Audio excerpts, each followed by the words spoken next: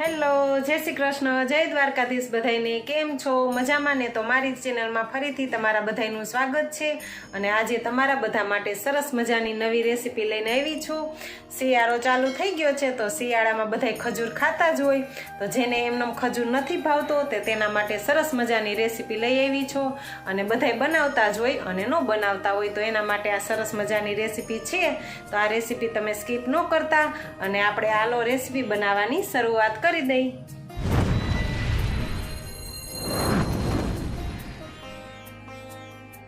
તો આપણે છે ને શિયાળામાં જો ખજૂર ખાવાનો હોય તો આપણે ખજૂરથી શક્તિ મળે, તો તેના માટે આપણે ખજૂરની રેસીપી બનાવવાના છીએ।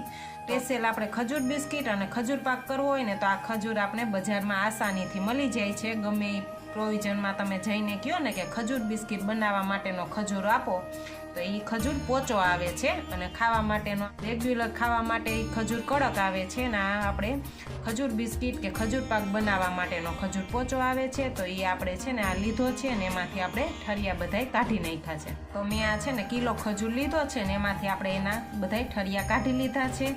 આ મોરા બિસ્કિટ આવે છે ખજૂર બિસ્કિટ બનાવવા માટેના, તો મેં 2 પેકેટ અત્યારે લીધા છે। આપણે 1 પેકેટ આપણે સાઈડમાં રાખી દીધું છે। 10 વાળા મેં 2 પેકેટ અત્યારે આપણે ખોલ્યા છે, જેટલો જરૂર હશે એટલો આપણે ઉપયોગ કરશું। અને આ આપણે નાનું ખમણ જે ટોપરાનું આવે છે ને એ લીધું છે। તો હવે આપણે રેસીપી બનાવવાની શરૂઆત કરી। આપણે ખજૂર બિસ્કિટ બનાવવામાં ઝાઝા ઘીની જરૂર નથી પડતી। આપણે જે ઘરમાં રેગ્યુલર ચમચી વાપરી છે ને એ ચમચીથી મેં 4 થી 5 ચમચી મેં ઘી લીધું છે। હવે આપણે આ ઘી ઓગળી જાય ને એટલે આપણે આમાં ખજૂર ઉમેરી દઈશું। હવે આપણે આ ઠરિયા કાઢેલો જે ખજૂર સાઈડમાં રાખ્યો તો એ હવે બધો આપણે આમાં ઉમેરી દઈશું। તો હવે આપણે છે ને બધો ખજૂર આમાં ઉમેરી દીધો છે। હવે આના ખજૂરમાં આપણે સરસ રીતે ઘીમાં આને શેકી લઈશું। આ ખજૂરને થોડીક વાર હાર્ડ લાગશે, ખજૂર ચીકણો હોય એટલે પછી સરસ આપણે એકદમ પોચો થઈ જશે। અને જાજો નથી શેકવાનો, આપણે થોડોક જ આપણે આમાં ઘીમાં શેકવાનો છે। તમે જોઈ શકો છો કે આપણે છે ને થોડીક વાર શેકશું ને ત્યાં પોચો થવા માંડશે ખજૂર, એટલે આવી રીતે આપણે ધીમે ધીમે આને ઘીમાં શેકી લેશું।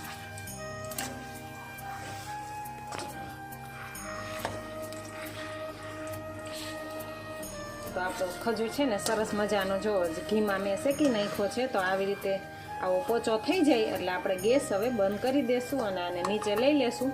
આપણો ખજૂર પોચો હોય ને એટલે શેકાતા વાર નથી લાગતી, ફટાફટ શેકાઈ જાય છે। તમે જોઈ શકો છો સરસ મજાનો પોચો થઈ ગયો છે। તો હવે આપણે આને નીચે ઉતારી લઈશું। તો આપણે શેકેલો ખજૂરને હેઠો લઈ લીધો છે આપણે, અને હવે ઠંડો થવા રાખ્યો તો આપણે થોડોક ઠંડો થઈ ગયો છે ખજૂર। હવે આપણે આમાંથી થોડોક ખજૂર લઈ લેશું, હાથેથી અડકી શકીએ એટલો ઠંડો થવા દેવાનો છે। તો હવે એની ગોળી આવી રીતે પહેલાં આપણે બનાવી લેશું। જો હાથમાં તમારે ચોટે ખજૂર તો તમે છે ને ઘી લગાડી શકો છો આમાં થોડુંક વધારે। તો આવી રીતે આમ પહેલાં ગોળી કરી લેવાની, પછી આવી રીતે આમ નાની આપણે નાનું આવું સર્કલ બનાવી લેવાનું છે, ગોળ બિસ્કિટ જેવડું આપણે સર્કલ કરવાનું છે।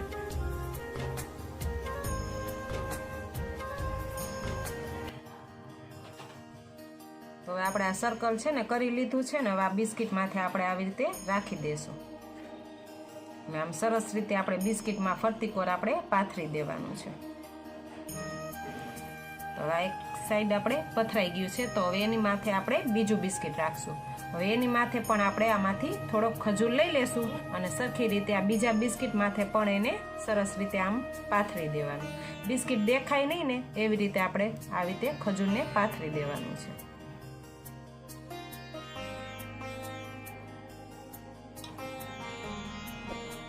આ સાઈડે આપણે સરસ મજાનું પથરાઈ ગયું છે, તો આ બીજી સાઈડે આપણે સરસ રીતે ખજૂર બધોય પાથરી દેશું।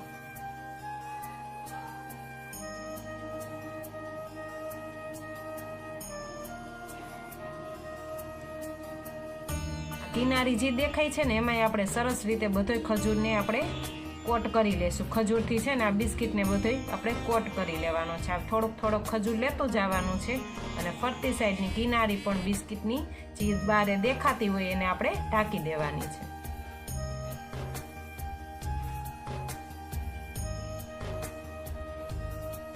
તો તમે જોઈ શકો છો કે આવી રીતે આપણે સરસ મજાનો ખજૂર છે ને બધી સાઈડ આપણે ચોપડી દીધો છે બિસ્કિટ માથે, સરસ રીતે આવી રીતે બિસ્કિટ આપણું ન દેખાય ને એવી રીતે આપણે સરસ રીતે ચોપડી દેવાનો છે અને આવી રીતે આમ સરસ ફરતી કોરથી આવી રીતે બધું દબવી દેવાનું. હવે જે આપણે આ ટોપરાનું ખમણ લીધું છે ને એ આમાં આ બિસ્કિટ આપણે જે ખજૂર બિસ્કિટ તૈયાર કર્યું છે એ આમાં આપણે સરસ રીતે મિક્સ કરી દેશું. આની હારે ટોપરાના ખમણનો અને ખજૂરનો બહુ સરસ સ્વાદ આવે છે.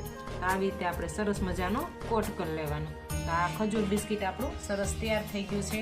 તો હવે એને આપણે સાઈડમાં રાખી દેશું. ખજૂર બિસ્કિટ આપણું જોવો તમે જોઈ શકો છો કે સરસ મજાનું તૈયાર થઈ ગયું છે. તો આને આપણે સાઈડમાં રાખી દેશું અને હવે આ બધાય ખજૂરનો અને આ બિસ્કિટનો આપણે સરસ બધાય આવી રીતે ખજૂર બિસ્કિટ તૈયાર કરી લેશું. તો આપણે છે ને જો સરસ મજાના બધાય બિસ્કિટ પેક કરી દીધા છે આવી રીતે સરસ. અને આપણે 3 પેકેટ બિસ્કિટના જોયા છે. તો હવે આને આપણે છે ને 2-3 કલાક માટે કઠણ થવા રાખી દેશું. અને જો તમે ફ્રીજમાં રાખો તો કલાક માટે રાખવાના અને બહારે રાખો તો 2-3 કલાક માટે આપણે આને રાખી દેશું. તો આ બિસ્કિટ આપણે 2-3 કલાક માટે રાખી દીધા હતા અને તમે જોઈ શકો છો સરસ કઠણ થઈ ગયા છે. તો હવે આને આપણે કટ કરી લેશું. આવી રીતે રાખીને આપણે છે ને કટ કરવાનું છે. 4 ભાગમાં આપણે કટ કરશું.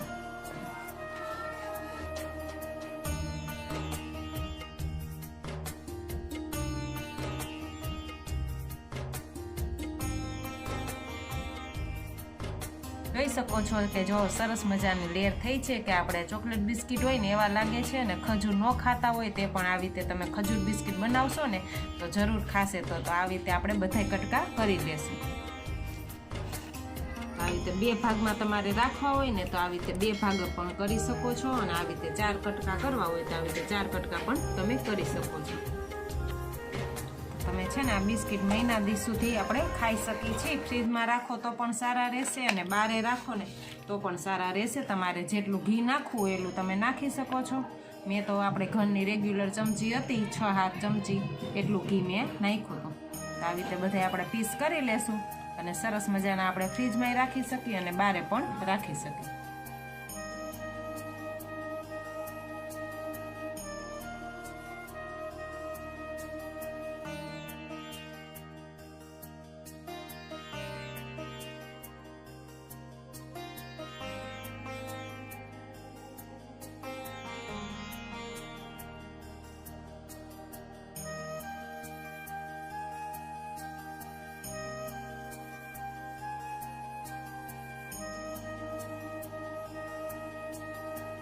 તો આપણે ખજૂર બિસ્કિટના સરસ મજાના પીસ કરી લીધા છે અને આ ખાવામાં પણ સરસ લાગે છે. તો આ રેસીપી તમે જરૂર એકવાર ઘરે ટ્રાય કરજો. તો તમારા બધા સાથે આપણે ખજૂર બિસ્કિટની રેસીપી શેર કરી દીધી છે. અને આ રેસીપી તમને કેવી લાગી હોય તે મને કોમેન્ટ બોક્સમાં જરૂર જણાવજો. અને મારી ચેનલમાં નવા હોય તો લાઈક, શેર અને સબસ્ક્રાઈબ કરી લેજો. ફરીથી મળશું નવા વ્લોગમાં અથવા નવી રેસીપીમાં. જય શ્રી કૃષ્ણ, જય દ્વારકાધીશ બધાને.